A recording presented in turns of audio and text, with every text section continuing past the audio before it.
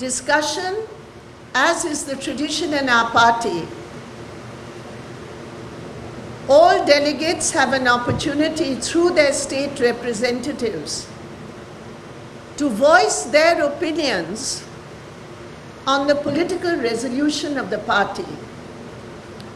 I think perhaps the CPIM, following the traditions of the Communist Party organization,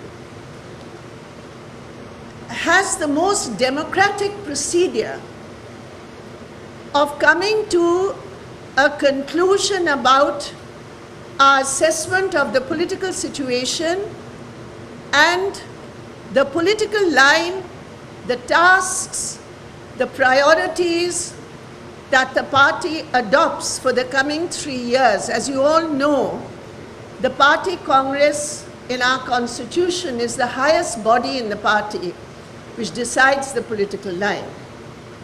So,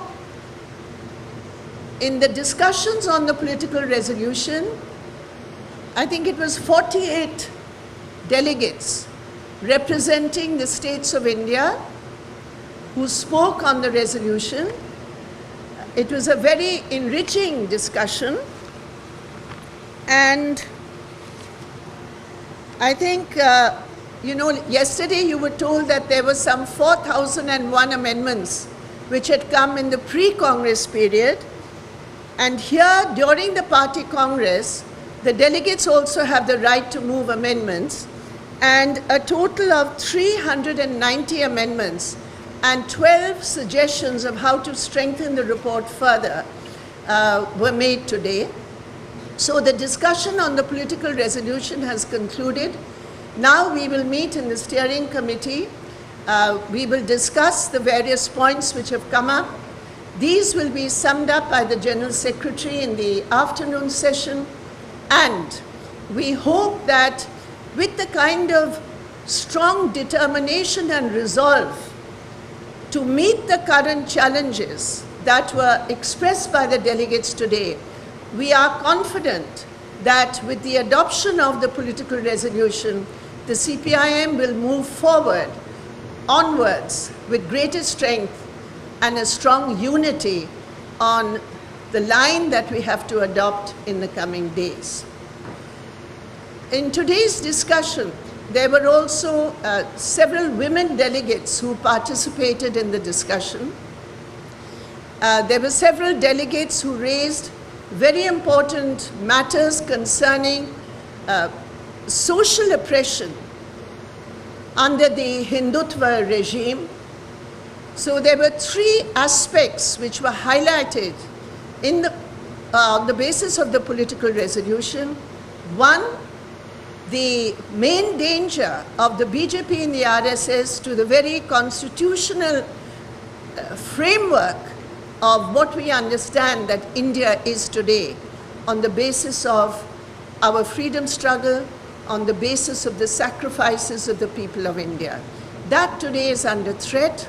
So that was a very major aspect of the discussions today, in which many delegates gave experiences of their own states as to how the BJP RSS is subverting democracy, secularism, various aspects of social exploitation, and of course the huge attack on the minorities of India. So this was one area of discussion. The other aspects which were taken up by our delegates, strengthening the political resolution, was the huge struggles which have been fought in the last 3 years, primarily Kisan movement, the workers' movement, the huge struggles of student and youth, of women, of socially oppressed sections, and the importance which was enunciated in our political resolution, the way to fight the BJP and the RSS, the resolve to fight the BJP and the RSS, requires a combination of multiple forum and the thrust being the fight against the neoliberal policies and the fight against the Hindutva corporate regime. So it was as I have said, it was a very enriching discussion, and we hope that after this party congress, we will go forward with even more energy and a renewed vigor to take on these challenges. In the evening session, after the reply of the General Secretary and the adoption of the political resolution, with all the amendments which may or may not be accepted by the steering committee, then the political organizational report will be placed on behalf of the Politburo by Comrade Prakash Karat. So this is what I had to say to you, and if you have any questions, I think we've already circulated some of the details of the speakers and so on. As you know, the discussions in the delegate session are within the delegate session, but we do give the names of those who spoke, which we have provided to you.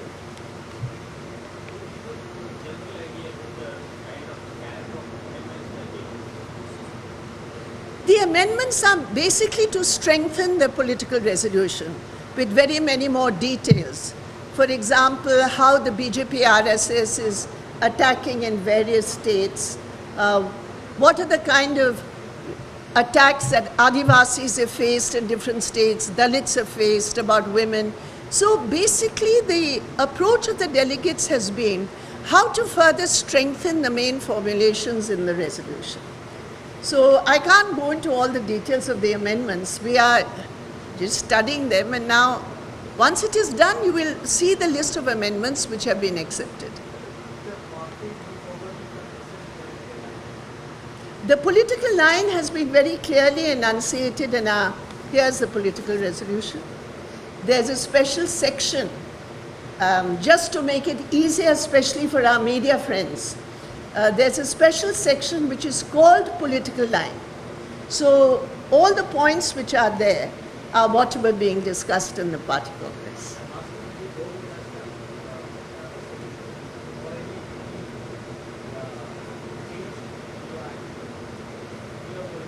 No, once the political resolution is adopted, we go with that understanding in line. No, do you have any confusion about that? You think we have a political resolution with a political line and then there's something else? No, there's nothing like that in our party.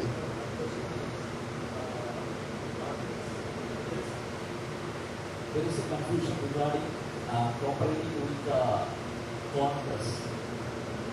What will be the party's approach towards Congress? May I ask you? Will there be any change in party's attitude towards Congress? I don't know where the confusion is. Maybe, I don't know whether the confusion is with you or with our other friends here. As far as the party is concerned, we are very clear about our political line. Our main focus is against the BJP and the RSS.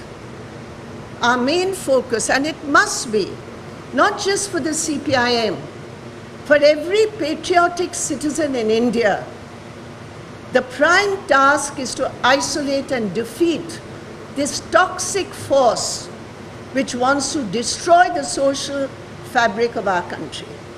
So that is the primary aim. For that, we have given a program, various issues, and all those who are willing to come with us on those issues, whether they belong to a political party, whether they belong to a social movement, whether they belong to NGOs, whether they are public intellectuals, whether they are students on campuses, we extend our cooperation to all those forces who want to fight this grave danger to India. Let's rebel to defeat BJP with the party joint hands with Congress. That's my question. Now, I'm afraid what I have answered, I think, is clear enough. You want to reduce it to the electoral tactics of the party.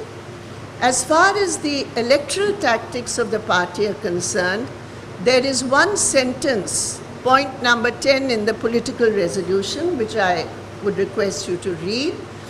Our understanding is that the most important aspect is to maximize the votes against the BJP at the time of elections. Now, how that plays out in the different states, because as we all know in India, the configuration of political forces is quite different from state to state, but the major aim is to maximize the votes against the BJP, and at the time of elections, we will decide according to that understanding.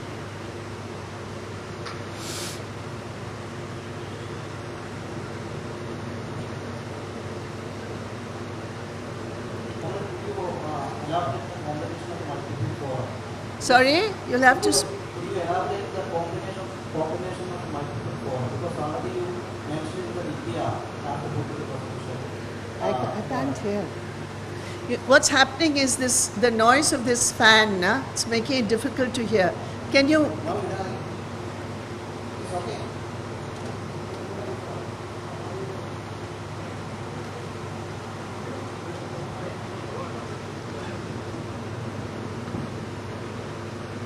Thank you. Yeah. So, could you elaborate the combination of multiple forms? It's already mentioned in the. So, you know, in India today, in different states, there are so many forces and there are so many platforms who are working on separate issues. For example, in the Kisan struggle, we found more than 500 Kisan organizations from different areas who were working together on the issue of the 3 black farm laws. So they had formed a platform, the party had supported that platform.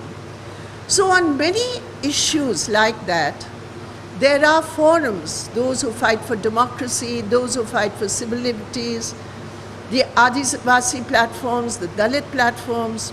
So our understanding of mobilization of all these social forces, I would like to stress, it goes far beyond the pale of just political parties.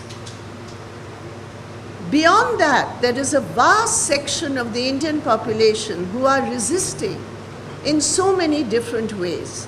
For example, if you look at the anti-CAA movement, according to our political resolution and assessment, the anti-CAA movement was the first big mass movement which challenged the BJP RSS agenda of changing the very identity and definition of citizenship in India. So it was a vast mass movement. There were so many fora which had been formed. And leading that whole movement were Muslim women. It was a spontaneous mobilization. But there were so many platforms which had been formed. So the CPIM supports such struggles, such platforms on the various issues which come up. So our point in this whole political debate and resolution is, what are the ways in which we mobilize the maximum number of people who are directly affected in one way or another by the policies of the BJP RSS? How do we reach out to these sections? How do we take our political message to these sections? That is the challenge which is facing the CPIM and, if I may say so, the left parties and the left movement today. So that is what our approach is. We have to strengthen our own party. We have to strengthen our own identity. We have to strengthen the identity of the red flag. We strengthen the identity of our alternative approach. And if you look at our political resolution, there's a whole section which gives you some of the areas in which we have an alternative approach to other parties. And that is what we have to take before the people in different ways. So I would say, I won't say this is something new which is being said by the party, But certainly, in the current situation, I think it is this message which is an inspiring message to the party as to how, with our own ideological basis and our political understanding, the tremendous sacrifices that our comrades have made in so many states.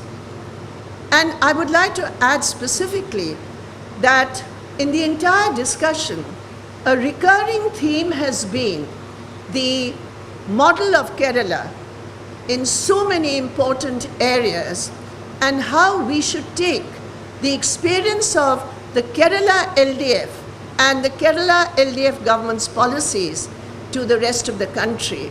And this is a very important aspect which will further strengthen the identity of the CPIM and the red flag.